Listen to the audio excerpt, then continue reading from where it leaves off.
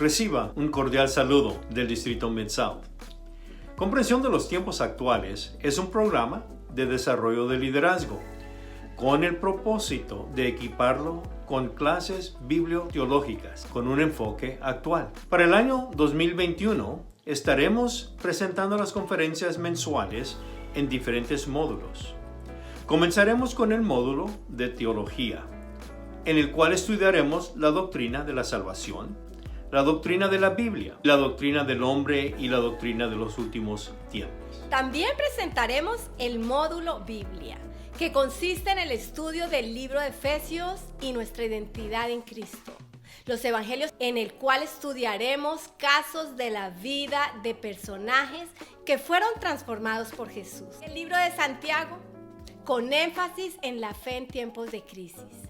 Y por último, el libro de Isaías, con énfasis en el liderazgo. Y por último, presentaremos el módulo de ministerio, en el cual estudiaremos profundamente el tema de las prioridades, las finanzas prácticas y los dones espirituales. También estaremos ofreciendo clases semanales los martes por la mañana, con el estudio del libro de Romanos y Hebreos con el pastor Juan Marcos Perpich, y los jueves por la mañana con el pastor Kyle Bauer, con el estudio de la persona perfecta a la medida de la estatura de la plenitud de Cristo. Invite a otros a inscribirse, promueva el desarrollo y la capacitación espiritual y ministerial.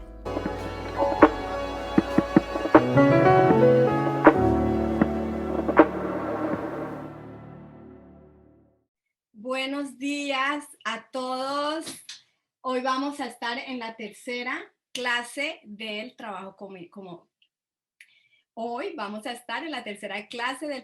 como ministerio con el pastor Raúl Irigoyen. Qué bendición, hemos tenido un tiempo espectacular y estamos súper expectantes de todo lo que el Señor quiere hablarnos. Y este equipo sigue trabajando duro para darles a ustedes lo mejor. ¿Sí? Perfecto, yo creo que mejor. Entonces, yo creo que no voy a tomar más tiempo. El pastor Pablo nos va a presentar al pastor Raúl. Buenos días a todos, Dios les bendiga. Qué bueno estar otra vez con ustedes aquí esta mañana con el pastor Raúl Irigoyen desde Panamá con ese tema trabajo que nos lleva a cumplir con la misión y ver el trabajo desde una perspectiva sí sana, pero también como una plataforma para hacer lo que Dios quiere que nosotros hagamos con nuestra vida y podamos avanzar la obra de Dios. Pastor Raúl Irigoyen, pastor en Panamá, ha sido pastor de una iglesia local, líder nacional, ha trabajado con misiones cuadrangulares internacionales. Hoy está también involucrado con el Concilio Global Cuadrangular. El hombre es un hombre muy activo y muy apreciado en la región latinoamericana por su liderazgo, por su inspiración, por su vida, que es un testimonio. Él y su esposa Anita son una bendición para todos nosotros en la región latinoamericana y un hombre, una familia muy apreciada en todo el mundo. Y gracias, Raúl, por estar con nosotros aquí en Comprensión de los Tiempos. Esa página, usted seguramente la vio, esto está fantástico, avanzando, progresando. Estas son las cosas que hay que viralizar, porque yo creo que con esto podemos influir en vidas para que marquen la diferencia. Así que adelante, Pastor Raúl, Dios te bendiga. Buenos días, hermanos y hermanas en la fe. Dios me los bendiga a todos y cada uno de ustedes. Como ya vimos en las dos sesiones anteriores, primero, el trabajo que tenemos es parte de nuestro llamado de parte de Dios y con el cual podemos y debemos servirle. Y por segundo lado, debemos abrirnos a no solo limitarnos a la esfera de lo religioso. Esto es mantener nuestro testimonio y ministerio cristiano en medio del ambiente eclesiástico, que es aquel con que estamos muy familiarizados en el día de hoy, sino extenderlo a la esfera de influencia en la que Dios nos ha colocado. Podemos y debemos usar nuestra profesión y empresa para no solamente dar testimonio del amor y la preocupación de Dios por la comunidad desde una perspectiva integral, sino también convertirnos en una fuerza misionera a esa comunidad, allí donde pasan la mayor parte del tiempo, en el mercado o en el sitio de trabajo. Pero veamos primero cómo fue la experiencia del primer siglo, cómo fue la mentalidad de la iglesia primitiva. No cabe duda que los requisitos y términos que hoy enfrentamos al momento de decidirnos a servir al Señor no se ven en la iglesia del primer siglo. El grupo de seguidores de Jesús descrito en el libro de los Hechos incluyó todo tipo de personas. Saulo siguió trabajando en la fabricación de carpas junto con Aquila y Priscila, por lo menos una temporada de su ministerio. Dice Hechos capítulo 18, después Pablo salió de Atenas y fue a Corinto. Allí conoció a un judío llamado Aquila, nacido en la región del Ponto, quien estaba recién llegado de Italia junto con su esposa Priscila. Habían salido de Italia cuando Claudio César decidió deportar de Roma a todos los judíos. Pablo se quedó a vivir y a trabajar con ellos porque eran fabricantes de carpas al igual que él. La primera convertida en Europa es Lidia, que era una vendedora de púrpura y que apoyó a Pablo y a su comitiva con sus recursos. El día de descanso, dice Hechos 16, nos alejamos un poco de la ciudad y fuimos a la orilla de un río, donde pensamos que la gente se reuniría para orar y nos sentamos a hablar con unas mujeres que se habían congregado allí. Una de ellas era Lidia, de la ciudad de Tiatira, una comerciante de tela púrpura muy costosa, quien adoraba a Dios.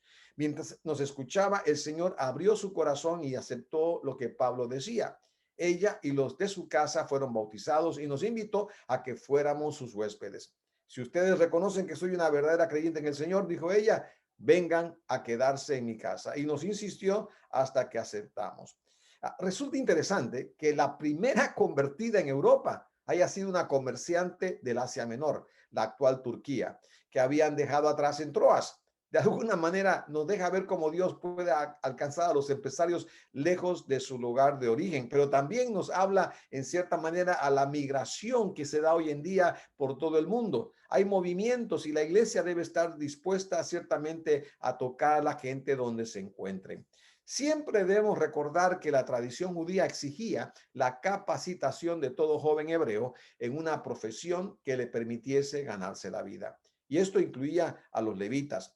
Ese fue el contexto de la iglesia primitiva, con un liderazgo inicialmente mayormente hebreo. Comprendió que la gran comisión era aplicable a todos los miembros del cuerpo. El pasaje de Mateo 28, que tanto citamos como la gran comisión, dice: Jesús se acercó y dijo a sus discípulos, se me ha dado toda autoridad en el cielo y en la tierra. Por lo tanto, vayan y hagan discípulos de todas las naciones, bautizándolos en el nombre del Padre y del Hijo y del Espíritu Santo. Enseñen a los nuevos discípulos a obedecer todos los mandatos que les he dado y tengan por seguro esto, que estoy con ustedes siempre hasta el fin de los tiempos. De hecho, Pablo, lejos de ser la excepción de un líder religioso con una profesión, era más bien la norma. Como ya vimos con el ejemplo de Jesús, que siendo hijo de José el carpintero, también ejerció esa profesión durante sus primeros años. Esto era la norma para todos en el liderazgo judío, mayormente al frente de la iglesia primitiva. De paso, resulta interesante ver cómo a través de los años hemos ajustado la gran comisión a nuestra conveniencia, reemplazando de facto el verbo vayan por el verbo traigan, en nuestro afán de convertir a las instalaciones de la iglesia local en el epicentro de la expansión del evangelio. Tal manera de pensar traslada la responsabilidad de la gran comisión primordialmente al liderazgo eclesiástico vocacional, en detrimento de la membresía completa de la congregación. Pero si entendemos que nos toca a todos los creyentes ir y hacer discípulos, entonces quedará claro que el rol que cada cual desempeñaría en la gran comisión sería determinado más bien por la dotación, es decir, la unción particular de que fuesen objetos por el Espíritu Santo. Primera de Corintios capítulo 12, Pablo nos dice, es el mismo y único Espíritu quien distribuye todos esos dones. Solamente Él decide qué don cada uno debe tener. Es evidente que a Dios le encanta la diversidad y sus dones espirituales reflejan ese gusto, por lo que no debe extrañarnos que como parte de un mismo cuerpo, todos nosotros seamos dotados y llamados a desempeñar funciones distintas. Y esto en especial es un contexto de recursos limitados como el que nos plantea el mismo Señor Jesucristo. En Lucas capítulo 10 le dijo a sus discípulos, dándole las siguientes instrucciones: la cosecha es grande, pero los obreros son pocos. Así que oren al Señor que está a cargo de la cosecha, pídanle que envíe más obreros a sus campos.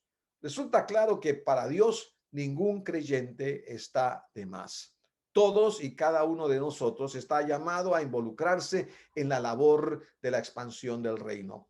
Por esa razón, estoy convencido de que las palabras de Pablo a Timoteo fueron tomadas por la iglesia del primer siglo como pertinentes para cada miembro. Segunda de Timoteo capítulo 4 dice: en presencia de Dios y de Cristo Jesús, quien un día juzgará a los vivos y a los muertos cuando venga para establecer su reino, te pido encarecidamente, predica la palabra de Dios. Mantente preparado, sea o no el tiempo oportuno. Corrige, reprende y anímala a tu gente con paciencia y buena enseñanza. Llegará el tiempo en que la gente no escuchará más la sólida y sana enseñanza. Seguirán sus propios deseos y buscarán maestros que les digan lo que sus oídos se mueren por oír. Aunque la Biblia no lo detalla, es probable que la mayoría de los ancianos y líderes encargados de las iglesias del primer siglo se sostuviesen a sí mismos, al menos en parte, mientras ministraban a la grey. Ese modelo fue cambiado a partir del siglo IV, cuando comenzó a tomar fuerza la división en medio de la iglesia entre clero y laicado.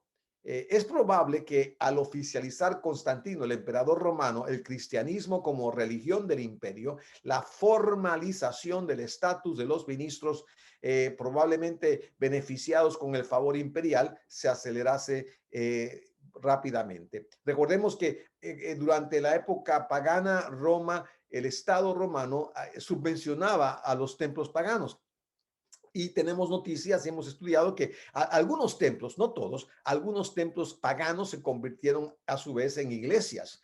Así que es muy posible que hubiera algún tipo de subvención, si no a todos, a algunos ministros en parte del imperio. Así que esto produjo una aceleración de que los ministros fueran distinguidos del resto de la congregación para saber a quién se apoyaba y a quién le entregaban el uso de la propiedad.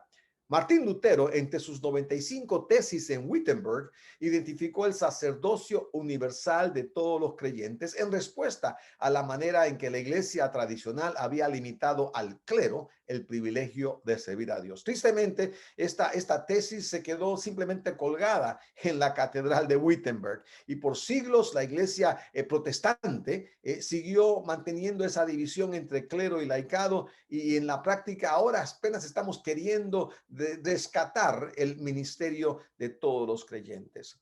Ahora, es importante que cuando hablamos de este enfoque a nivel de toda la iglesia hacia todo el mundo, inflequemos las múltiples esferas de influencia. La separación iglesia-estado, que está tan generalizada en Occidente, solo refleja la manera en que el péndulo, porque es un péndulo en realidad histórico, se ha ubicado en los últimos siglos tras varios ciclos a través de la historia de la iglesia, en que ésta evidenció mayor involucramiento en la sociedad.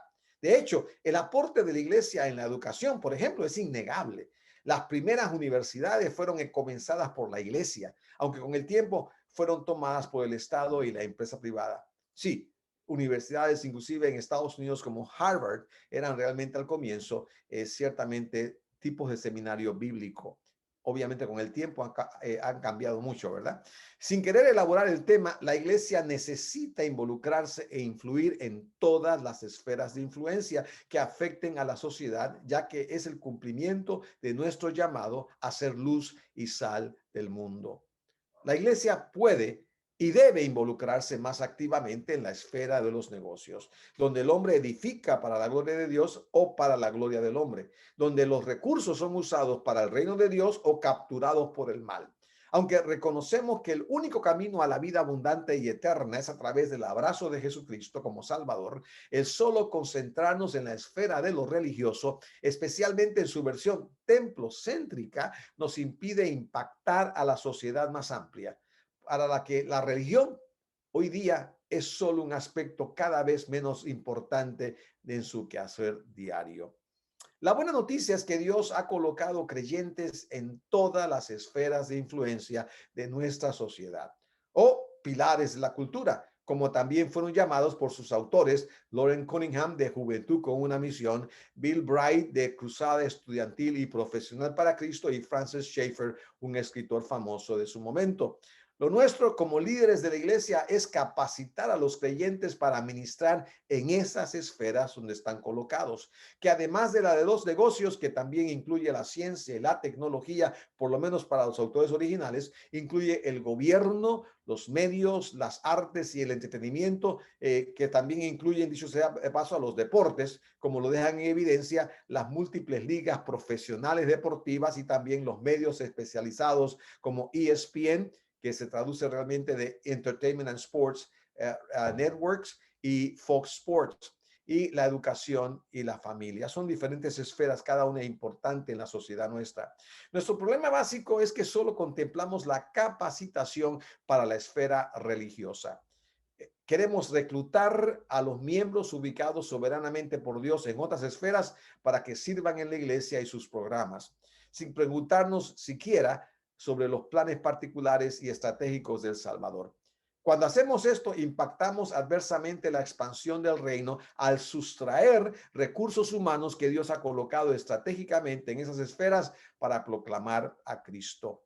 El Antiguo Testamento nos habla de hombres que supieron dar testimonio de su fe en Dios en las distintas esferas, en particular la de gobierno, y curiosamente de una manera muy ejemplar. Tenemos en primer caso el caso de José, hijo de Jacob. En Génesis capítulo 41 se nos habla de que llegó a convertirse en gobernador de Egipto, teniendo que administrar las enormes cosechas, almacenando parte de ellas durante los 7 años de abundancia para luego distribuirlas durante los 7 años de escasez posteriores, para beneficio no solo de los egipcios, sino de las naciones circunvecinas.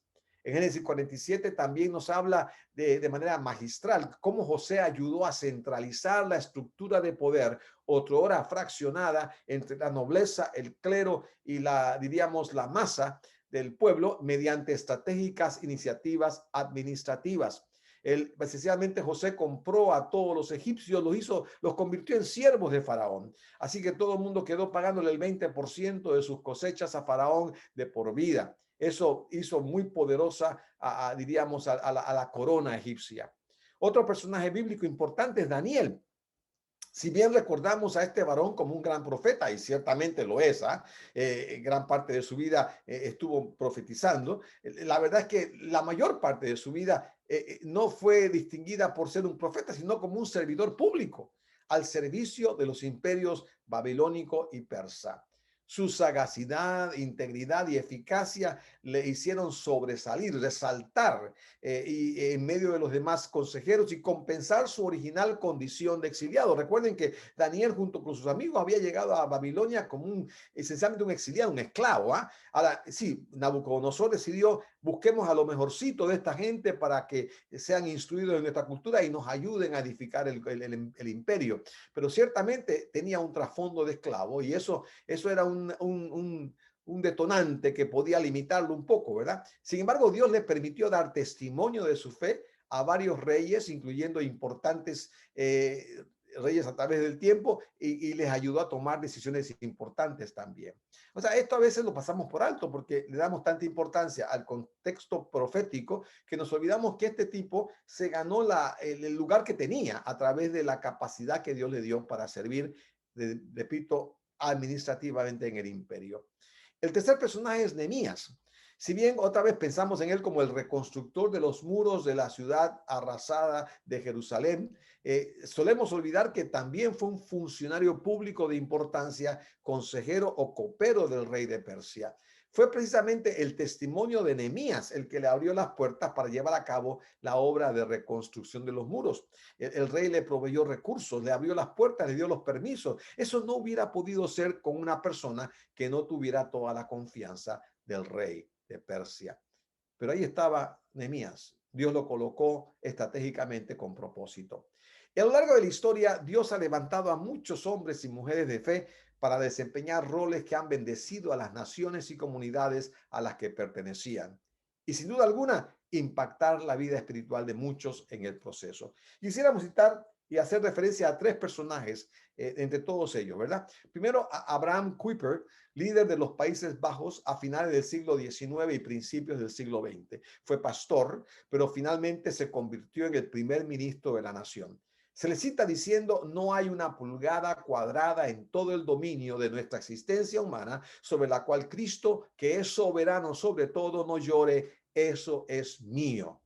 Es un ejemplo de alguien que vio sus dones, ministerio y vocación como expresiones integradas del llamado de Dios a su vida. Vio el trabajo y las oportunidades empresariales como puertas abiertas por el Señor para la transformación de su comunidad. Tras años como pastor, se dio cuenta de la necesidad de dar forma a la política holandesa, por lo que fundó un periódico, dirigió un partido político y llegó a ser electo al Parlamento holandés. Hans Nielsen Hauge, nacido en una sociedad agrícola pobre y subdesarrollada, tuvo un encuentro con Dios a los 25 años y su lema se volvió amar a Dios y a los semejantes. Viajó por toda Noruega e hizo lo que nosotros llamamos hoy plantación de iglesias y negocios como misión. Inició negocios, incluyendo industrias pesqueras, fábricas de ladrillos, hilados, astilleros, minas de sal y minerales, fábricas de papel y fábricas de impresión. Fue un emprendedor y catalizador, inspirando a otros a leer la Biblia, a reunirse con otros creyentes para la oración y la comunión, e iniciando y desarrollando negocios. A veces se le llama el padre de la democracia en Noruega. Él facilitó la igualdad entre hombres y mujeres y su trabajo llevó a un despertar espiritual de un movimiento del espíritu emprendedor también. El legado de Hauge es, por lo tanto, de transformación espiritual. Y el tercer personaje que está muy cerca de mi corazón es William Wilberforce, filántropo y parlamentario británico. Lideró el movimiento que abolió el comercio de esclavos en 1807 y luego la esclavitud en 1833 en todo el Imperio Británico, que recuerden que en ese tiempo abarcaba gran parte del mundo. Tras su conversión a Cristo en 1735, experimentó una profunda transformación en su estilo de vida y le llevó a abrazar un interés reformista de por vida. Así que promovió como evangélico la religión, la moralidad y la educación. Una nota interesante de este personaje que nunca llegó a ver la ley que abolía la esclavitud. Murió el mismo día que se aprobaba en el Parlamento británico. Pero fue su gestión por muchos años, 20 y pico de años luchando por aprobar esa ley. Dios desafía al liderazgo de hoy a formar de manera intencional a un ejército de obreros, ya no solo de pastores de iglesia local o líderes denominacionales que impacten la esfera del mundo de los negocios, entre otras, que tradicionalmente ha sido poco apreciada por el liderazgo eclesiástico, excepto cuando la necesidad de recursos financieros demanda lo contrario. Entendemos que esto va a requerir un cambio de paradigma ministerial y esto nos va a llevar a enfrentar algo de rechazo debido a la cultura que hemos heredado por siglos y a la que nos hemos acostumbrado. Pero tal vez ese cambio es necesario si realmente creemos en abrazar la gran comisión. Tal vez identificamos a los involucrados no solo en la esfera de los negocios, sino también en las otras esferas como servidores de Mamón. Esa es la mentalidad de muchos pastores y líderes y de los movimientos denominacionales. Citamos Mateo 6:24 que dice de parte de Jesús: nadie puede servir a dos amos, pues odiará a uno y amará al otro, será leal a uno y despreciará al otro. No se puede servir a Dios y al dinero, y se usa la palabra traducida como mamón, que es el dios del dinero, ¿verdad? En términos paganos. Pero si somos honestos, y tenemos que serlo, cada vez resulta más evidente que el amor a las riquezas o a mamón y el poder se extiende mucho más allá de la esfera de influencia de los negocios y afecta todas las esferas, incluyendo la de la religión.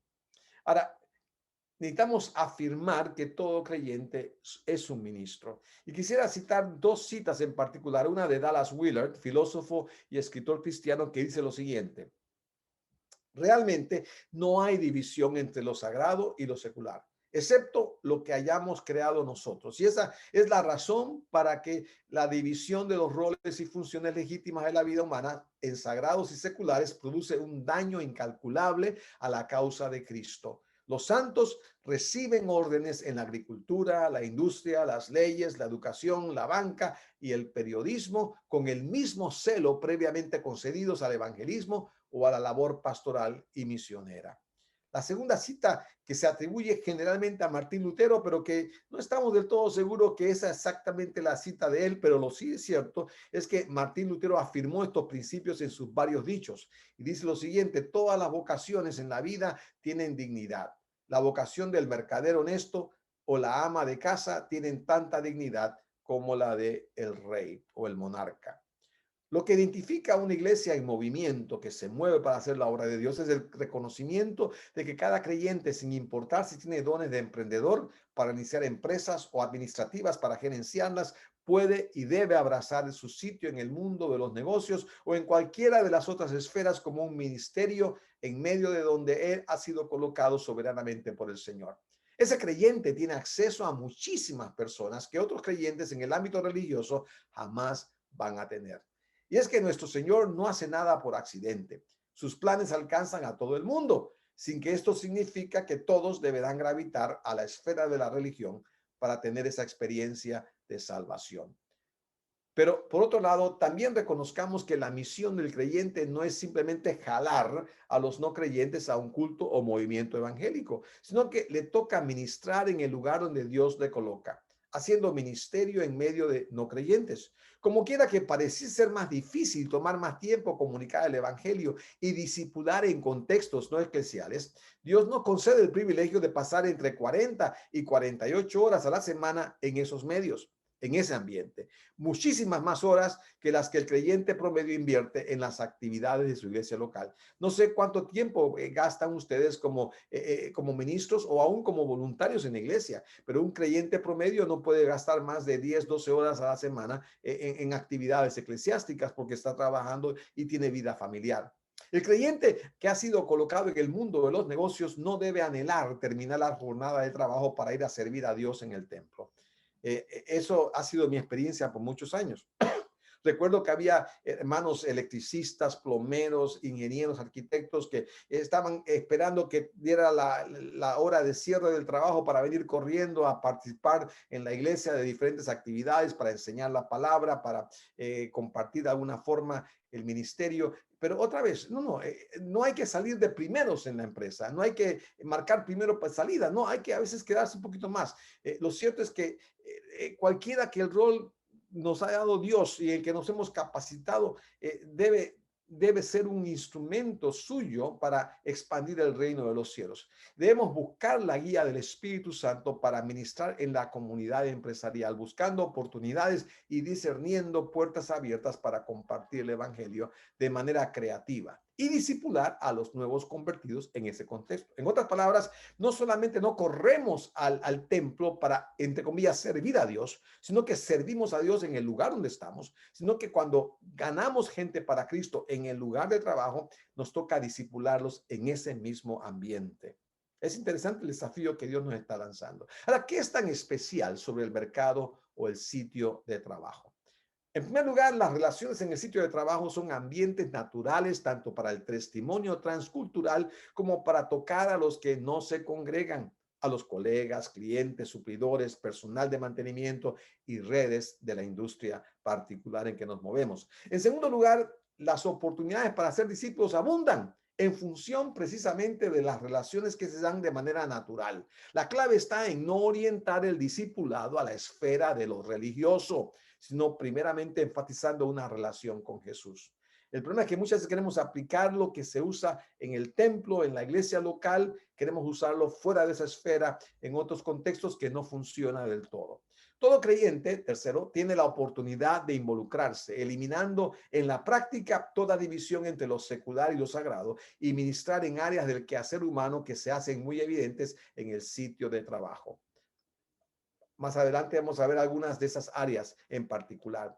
Y cuarto, aún los países más hostiles y cerrados a los métodos tradicionales del ministerio evangélico están cada vez más abiertos a los emprendimientos y al inicio de empresas, por supuesto, ¿verdad? La razón es muy sencilla. Los emprendimientos proveen empleo a sus poblaciones y generan riqueza para el país. Recuerden, cuando usted hace negocio, usted genera ganancia y también paga impuesto. Y el gobierno, aunque sea pagano y hostil al evangelio, no lo ve a usted como empresario, lo ve a usted como generador de riqueza, de empleo y de plata para efecto de las arcas del Estado. Ahora, ¿cuáles son las áreas más comunes del ministerio en el mercado del sitio de trabajo? Si vemos a cada creyente como ministros del evangelio y misioneros en el mercado o sitio de trabajo, entonces deberemos prepararnos para enfrentar lo que allí van a encontrar. Recordemos que el cuerpo de Cristo trabaja mejor como una comunidad de esperanza con sus brazos alrededor de una comunidad que sufre. Qué interesante cuadro, ¿eh? Una comunidad de esperanza abrazando a una comunidad que sufre. Conscientes de ello, debemos prepararlos a esos creyentes para que estén listos al ser expuestos y ministrar constantemente en las siguientes áreas. Vamos a citar algunas de esas áreas. Primero, vida de familia, hijos, asuntos de crianza, etcétera. ¿Quién no tiene problemas familiares, especialmente con su crianza, y cuán importante se torna estar allí para aconsejar y orar por los compañeros y colegas? Todo creyente puede hacer eso. En segundo lugar, ansiedad, temor, depresión. ¿Cuánta ansiedad y depresión ha causado el confinamiento y el descarrilamiento del estilo de vida de las personas con las que trabajamos? La pandemia ha provocado mucho de eso. Si hay alguien que puede traer esperanza, es quien conoce a Cristo, y cada creyente en el lugar de trabajo puede hacer eso. Tercero, salud y preocupaciones por enfermedad. ¿Cuántos están preocupados por su salud o la de sus familiares y amigos cercanos? No solo por el COVID-19, sino por muchas otras enfermedades que, debido a las condiciones de la pandemia, impiden o limitan la interacción. El creyente puede y debe poderse ministrar sabiendo que Cristo es nuestro sanador. Cuarto, soledad, la soledad.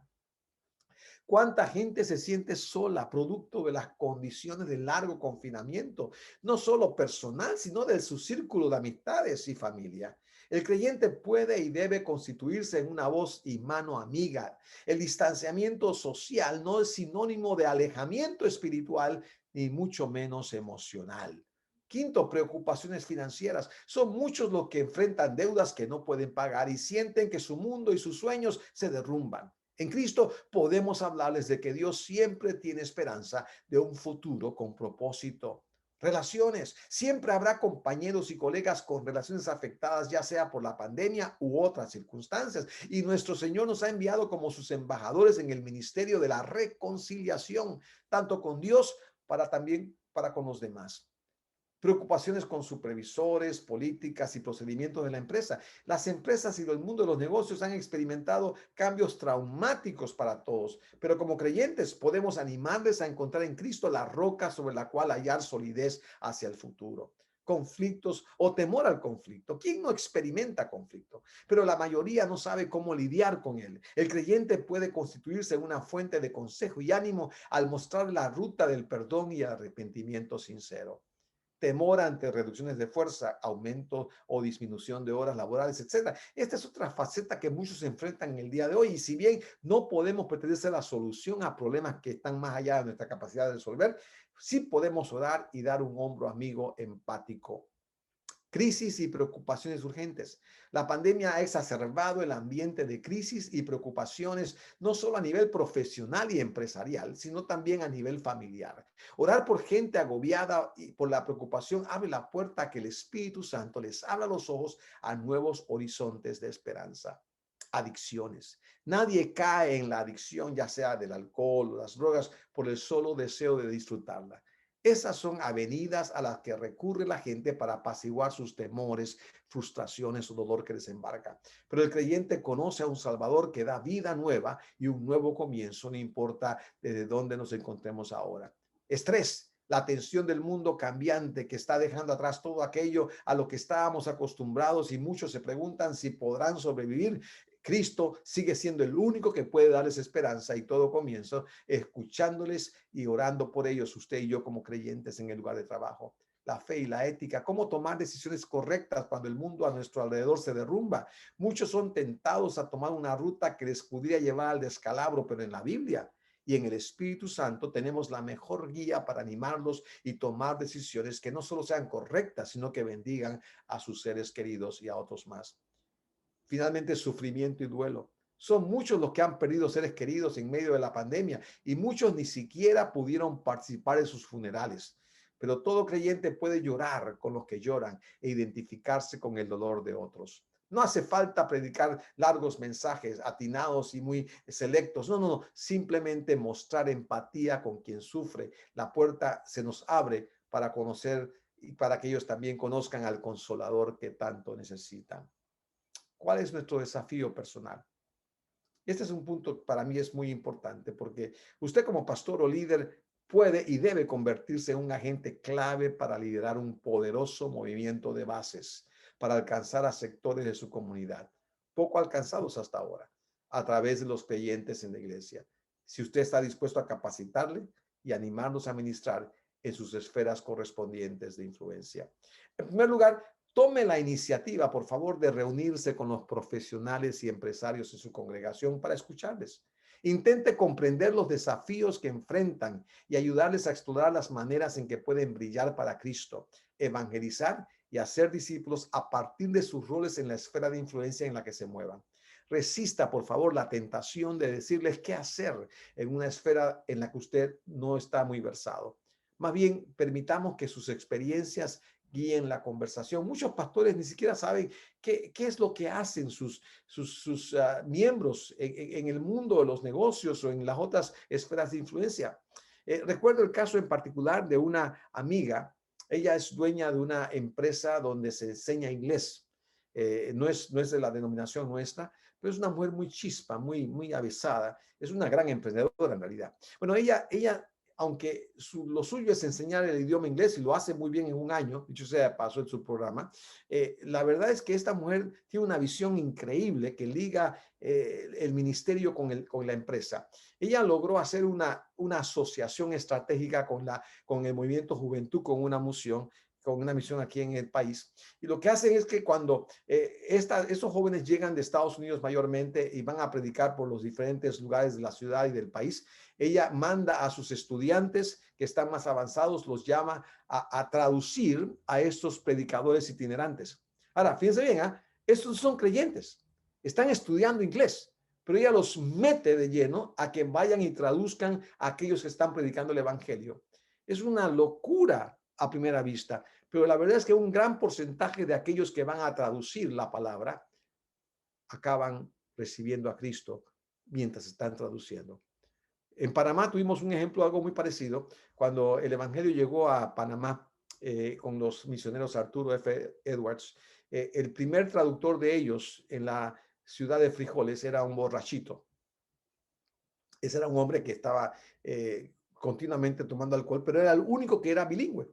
Así que el misionero Edwards lo agarró y dice, tú me vas a traducir.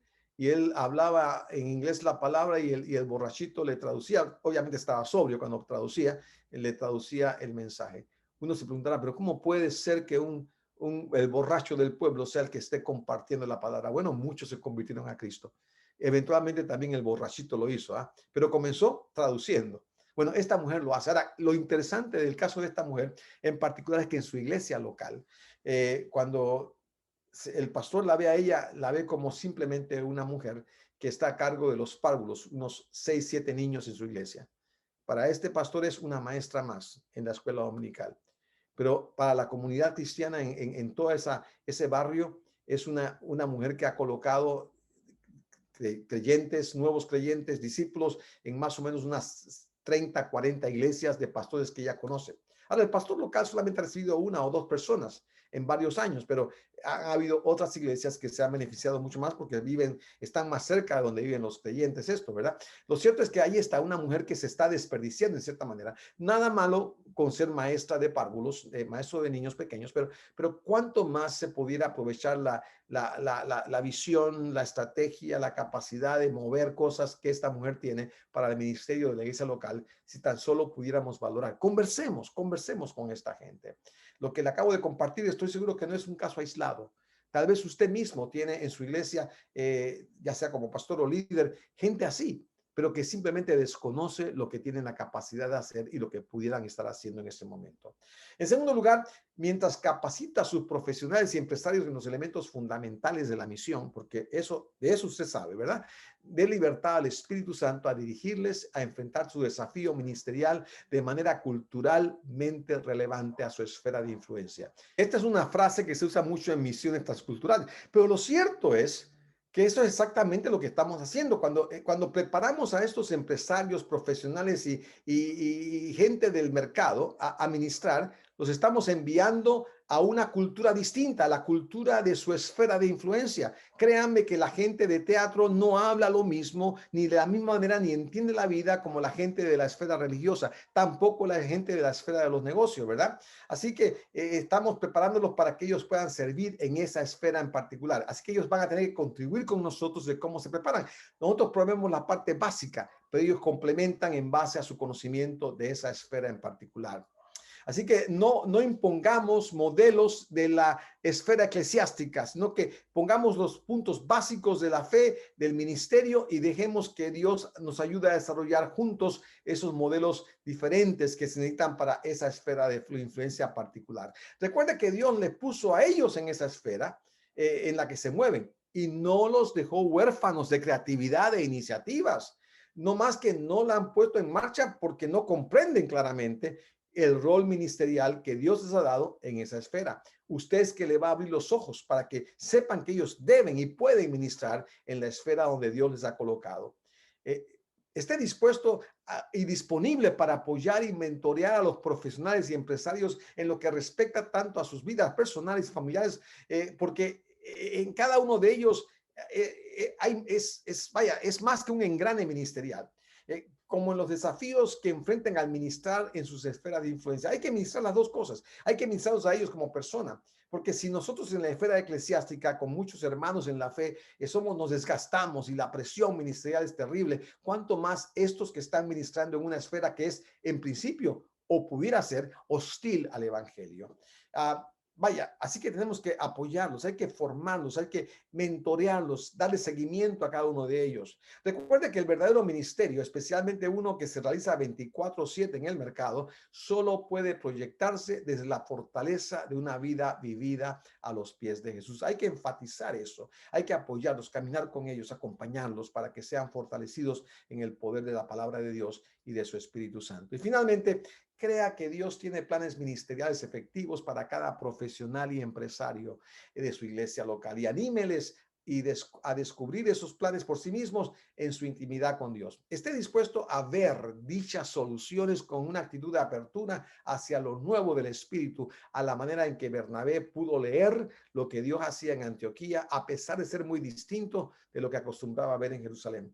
Hechos capítulo 11 dice, cuando la iglesia de Jerusalén se enteró de lo que había pasado, enviaron a Bernabé a Antioquía. Cuando él llegó y vio las pruebas de la bendición de Dios, se llenó de alegría y alentó a los creyentes a que permanecieran fieles al Señor. Bernabé era un hombre bueno, lleno del Espíritu Santo y firme en la fe, y mucha gente llegó al Señor. Bernabé pudo ver, porque él pudo captar la esencia de lo que estaba pasando.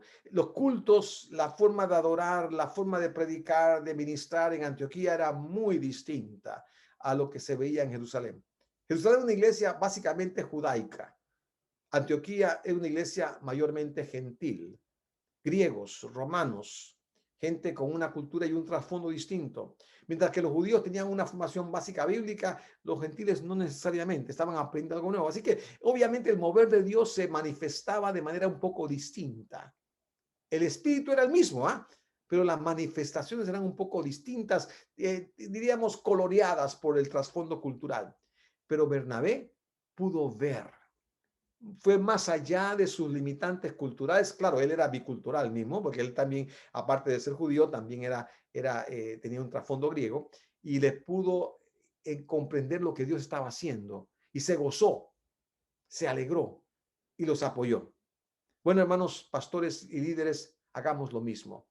Tal vez lo que nuestros empresarios y trabajadores y profesionales en las diferentes esferas hagan y realicen y nos dan testimonio de ello, no sea exactamente lo que estamos acostumbrados a ver en el templo, pero discernamos lo que Dios está haciendo. Gocémonos con ellos y animémonos a seguir adelante. Que así sea. Que Dios les bendiga. Yo estoy animado a ir y a hacer empresa en este momento con estas palabras de verdad muy inspiradoras, muy de mucho ánimo. Pastor Raúl, tengo unas preguntas acá porque pues hace poco tenía un grupo ahí, estábamos dialogando vía Zoom también en cuanto a todo el tema de enviar obreros a los campos donde pues hay gente que alcanzar. Y entonces surgieron algunos temas ahí muy interesantes. Uno era este, y usted de alguna manera lo mencionó, que que hubo alguien quien salió y bueno, entró en un país como con visa de empresario o de trabajador en alguna cosa en su profesión o algo así. Después, pues, la gente vio que a la hora de la verdad no estaba haciendo empresa, sino estaba allí como un tradicional o un misionero tradicional. Entonces, aquí hay una lucha grande que hay gente que se puede salir y estar dedicado totalmente al trabajo, está muy involucrado, apasionado por su trabajo, quiere hacerlo bien y se olvida de que esto es una oportunidad también para tocar gente con el evangelio. Por el otro lado, hay gente que está totalmente entregada a lo que es la misión y alcanzar a la gente, pero se olvida de su trabajo y entonces el testimonio pues también sufre en esto. ¿Qué recomendaría en esa dirección? Gracias por la pregunta, Paul. En primer lugar, para aclarar y dejar claro a los oyentes, básicamente lo que ha ocurrido en el tiempo es que muchos misioneros, para poder acceder a lugares de difícil acceso, han adoptado visas o han entrado en el país como pseudo emprendedores y básicamente no tienen la capacidad para hacer empresa. Y entonces, después de un tiempo, al no producir ganancia y todo aquello, pues obviamente los gobiernos los expulsan del país porque se dan cuenta de que están ahí con otro propósito y no el de generar ganancia, producir empleos o pagar impuestos. Ahora, hablas de dos grupos en particular, el grupo que está apasionado por su trabajo y el grupo que está apasionado por el evangelio. Bueno, trabajar dentro del ámbito diríamos, del mundo de los negocios o del mercado, no es para todos. De repente, el grupo que está apasionado por el ministerio debe enfocarse en base a los dones que Dios le ha dado para trabajar ya sea en el ámbito eclesiástico o también, como no, en un ambiente donde las fundaciones sin fines de lucro, con aspectos sociales que puedan ayudar a la comunidad, porque se alinea más con su forma de trabajo. Yo buscaría para ellos empleo básicamente en ese tipo de organizaciones. Ahora, el que está apasionado por los negocios, ese es el material que queremos tocar, porque esa persona, al estar apasionado por los negocios, por la empresa en que se mueve, es la madera correcta. Ahora, déjeme explicarle. A veces pensamos, esta gente solo está apasionado por el negocio, pero lo está porque no sabe más que eso. No les hemos compartido la noción, la verdad de que ellos han sido llamados a ser ministros del evangelio donde están. Simplemente piensan que lo suyo es apoyar económicamente, de vez en cuando dar algún consejo administrativo, pero no, cuando les enfocamos con la realidad de que son ministros, misioneros enviados a su esfera de influencia, esa misma pasión puede volcarse hacia la obra de Dios. Ahora, quiero decirte algo, no siempre estos empresarios tienen, diríamos, la habilidad, la capacidad o el tiempo para hacer el trabajo de base, diríamos, de llevar gente a los pies de Cristo o de discipularlos una vez que los han ganado para Cristo. Ellos tienen contacto contactos, ¿ah? Pero fíjense en esa pasión que tienen por los negocios, son los que han desarrollado redes de influencia, que son los que la iglesia necesita. Esta gente, estos empresarios con pasión por su trabajo, por su empresa, contactan cientos, miles de personas que la iglesia jamás podría siquiera soñar en alcanzar. Y cuando ellos los contactan y tienen la visión de que están haciendo algo para el reino, ellos van a ponerlos en contacto, van a compartir un testimonio, van a llevarlos a los pies de Cristo y van a hacer generalmente asociaciones. Aquí viene la parte. El empresario es empresario porque sabe manejar bien sus recursos. Y una de las cosas que el empresario aprende a hacer rápidamente es asociarse con otra gente. Tal vez este empresario no pueda discipular a sus nuevos convertidos, pero va a tener algún empleado en la empresa que también es cristiano, o tal vez algunos líderes de una iglesia cercana con las que se va a asociar para que una vez que vienen a Cristo, alguna gente nueva, esos le ayudan a él a discipularlo. De repente encuentra un amigo, un compañero de trabajo, un empleado suyo, un colaborador que es más avanzado en la parte espiritual y lo nombra capellán de la empresa, para decir algo, como una justificación para que pueda encargarse de trabajar con el resto de la comunidad de empleados en la empresa. La idea es que un empresario es empresario porque tiene esa capacidad de ver las cosas, las ve diferentes. El pastor piensa que todo tiene que hacerlo él, que el líder al frente de la obra es el que va a evangelizar, discipular y no. El empresario no piensa así. Si le vendemos y lo enseñamos a que tome su rol como ministro del evangelio, él va a ser un ministro un poco distinto al tradicional en el ámbito eclesiástico, pero va a ser muy efectivo, ¿eh? Así que esa es la parte que tenemos que siempre considerar. Es el primer grupo, el grupo apasionado por su trabajo, por su empresa, el que queremos rescatar y ayudar a encaminarlo a que esa pasión la bifurque, que siga apasionado por su empresa, que siga metiéndole ganas al asunto, que siga generando riqueza y dando empleo, pero que también aproveche esa coyuntura, esas conexiones, esos contactos para ganar gente para Cristo y asociándose con otros, les ayude también a discipularlos en el contexto y en la esfera en particular. Trabajo en equipo, eso es muy chévere. Y también el de verdad respetar los dones que otros tienen e incluirlos en los procesos. Pastor, una última pregunta que tengo acá, porque hay alguna gente que sí a veces está allá afuera y bueno, cuando ellos dicen, sí, voy a usar esto para alcanzar gente, pero después lo refieren a eso al pastor. Y entonces, ¿por qué? Porque no saben cómo discipular, no saben cómo llevar a alguien a los pies de Cristo. ¿Cómo puede ayudar a un pastor a liberar a un empresario para que discipule en el lugar donde está, lleve a la gente allá a los pies de Cristo y haga de esa gente seguidora de Cristo? Algunas, 2, 3 detallitos ahí, pastor. Muy buena pregunta. En primer lugar, como decía hace un instante, el empresario tiende a trabajar en equipo, no porque sea estratégico, es porque es la forma como él trabaja. Él, para hacer dinero, para generar riqueza, para expandir producción, él no pretende hacerlo todo. Él va a contactarse con gente que le puede apoyar a generar más. Y eso mismo va a aplicar en el ámbito espiritual. Sin embargo, eso no quita que para que él sea el ministro o un ministro en el campo misionero de su esfera de influencia, el pastor deberá ayudarle a formar. Debe ilustrarle en los principios básicos de la misión. Debe entrenarlo como lo que es un ministro. Lo que va a cambiar es el tipo de ministerio. Él no va a estar predicando en un púlpito, no va a tener un aula de clase donde va a una clase de escuela dominical, él no va a estar dirigiendo alabanzas en la plataforma, él va a estar ministrando tal vez a nivel de testimonio personal. Y eso es lo que la idea, el pastor debe entender. Damos principios básicos de la palabra, lo ilustramos, lo formamos en los elementos fundamentales de la gran comisión y entonces lo enviamos. Ahora, fíjate bien, aquí viene la parte.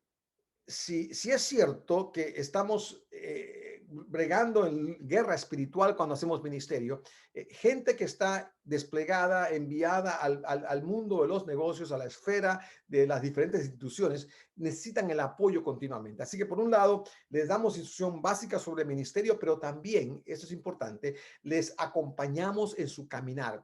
Es muy fácil enviar gente a la misión, pero si no le damos seguimiento, esa gente se quema. esa gente es afectada, atacada espiritualmente. ¿Y qué pasa? Después de un rato abandonan porque sienten que han fracasado. Sí, hay que aprender a caminar con ellos y sentarse con ellos cada cierto tiempo para ver cómo se está yendo y tratar de compartir con ellos algo de esa experiencia, porque a veces la gente va a pensar, no funcionó, pastor. Yo les hice esto y no funcionó, pero sí está funcionando. Nada más que es una esfera un poco distinta a la religiosa, donde yo puedo en un culto hacer la predicación y llamar gente al frente. Eso no va a pasar en una empresa, pero poco a poco las relaciones van a ir permitiendo que este empresario llegue a tocar gente cada vez más importante, que le abre puertas a su vez a otras esferas de influencia y también a otras familias y otros grupos humanos. Así que, por un lado, darle capacitación básica ministerial y en segundo lugar, acompañarlo, mentorearlo continuamente, estar al tanto de las altas y bajas en el ministerio. Cuando siente que está fracasando, no está fracasando. Pedro, vamos a orar contigo porque Dios te llamó a esto y Dios te va a seguir usando. Ese apoyo es fundamental. A veces lo descuidamos, aún en el ámbito eclesiástico. Creemos que una vez que comisionamos a alguien que está entrenado, debe poder valerse por sí mismo, pero no, parte del trabajo pastoral, parte del trabajo de liderazgo eclesiástico es apoyar a aquellos que están ministrando, recogiendo la cosecha y formando discípulos. Y tercera cosa, reconozcamos que cada empresario que está inmerso en este ámbito generalmente hostil al evangelio, porque está enfocado en otras cosas, obviamente, va a sentir mucho ataque personal. Y así que hay que cubrirle en oración, hay que darle cobertura espiritual, pero también trabajar con él y con su familia, orar con ellos, que su vida espiritual se desarrolle, que no quede anclada, que no por simplemente ser un empresario descuide su vida espiritual. Así que son tres aspectos distintos que cada líder puede apoyar a estos misioneros al mundo comercial, al mundo del trabajo, al mundo del mercado. Primeramente, formación básica ministerial. No hay que ser un teólogo, no hay que pasar por instituto bíblico formal, aunque será bueno hacerlo, por supuesto. No hay que ir a un seminario teológico, pero ciertamente hay que conocer fundamentos básicos. Ahora, estamos pasando de que estos empresarios son cristianos, son discípulos de Cristo. Ya tienen una experiencia con el Señor. Sin eso, no comenzamos a hablar siquiera, pero se les da un fundamento básico de ministerio, se les mentorea continuamente, se les da seguimiento para ver cómo está yendo el ministerio y se les afirma, se les apoya. Aún en momentos de baja, les animamos para seguir adelante porque estamos viendo ministerios que van a dar fruto a largo y a mediano plazo. Y finalmente, les apoyamos con sus familias y su relación personal con Dios. No los soltemos. El gran fracaso que muchas veces cometemos es que algunos pastores con visión ven a estos elementos en el mercado y los entrenan rápidamente, los envían, pero después se olvidan de ellos. Esperan resultados instantáneos y eso no ocurre. No ocurre en la iglesia, no ocurre en la esfera eclesiástica y mucho menos ocurre en la esfera del mercado. Pero si perseveramos, vamos a ver fruto abundante que se multiplica grandemente. Porque, repito, la mayor parte de la gente pasa la mayor parte de su tiempo en el mercado. Yo tengo una pregunta. Yo también como el pastor Pablo estoy ya animado para ver qué negocios comenzamos. Pero pensando en eso, yo quisiera plantear esta pregunta. Quiero saber si lo que estamos escuchando aquí es lo que, digamos, yo estoy entendiendo. Y es que, ¿qué es lo que pasa cuando estos pastores que ahora entienden que tienen que ser influencia en la sociedad, que entienden que tienen que involucrarse en las diferentes esferas de la sociedad, ahora están dejando su ministerio, están dejando sus iglesias porque ahora dicen, wow, o sea, nunca debía haber dejado mi trabajo, nunca debía haber involucrado en esto, ahora entiendo que Dios quiere que yo me involucre también en negocios y de esta manera vemos pastores dejando el púlpito para hacerse empresarios o para meterse a los negocios o dejando el púlpito para meterse en la política, para dedicarse a hacer de pronto alguna otra cosa a la que están haciendo ahora. Eso es lo que estamos escuchando aquí o está directamente ligado, esto que usted está diciendo, al llamado específico que Dios hace a cada uno de nosotros. Me encantaría que nos pueda aclarar ese punto, pastor. Gracias, Félix, por la pregunta. Es una pregunta muy, muy interesante. En primer lugar, queremos dejar claro de que los dones de Dios son realmente irrevocables. Yo creo que cuando alguien es pastor y si ha respondido al llamado de Dios a ser pastor, es pastor de por vida, independientemente de si alguna vez tiene que dejar la iglesia principal porque se jubila, porque está viejo, porque está enfermo, no importa.